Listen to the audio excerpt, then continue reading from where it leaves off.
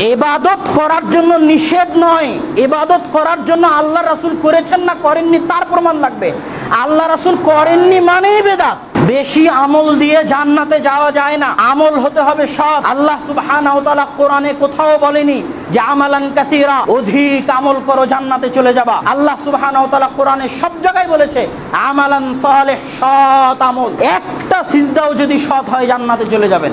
আর হাজার রাকাত যদি সৎ না হয় ওই ইবাদত আপনাকে জাহান্নামে নিয়ে চলে যাবে। ইবাদত জাহান্নামে নিয়ে যায় না।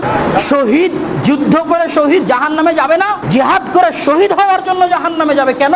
তার ওই জিহাদ করা সৎ আমল ছিল না। আলেম দাওয়াত দিয়ে জাহান্নামে যাবে কিসের জন্য? চুরি করার জন্য, হত্যা করার জন্য?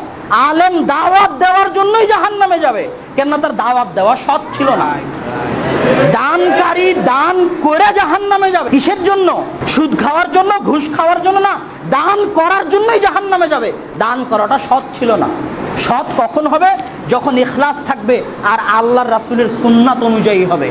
আল্লাহর রাসূলের সুন্নাতের বাইরে যত ইবাদত আছে সব ইবাদত জান্নাতে নিয়ে যাওয়া দূরের কথা, জাহান্নামে নিয়ে যাবে।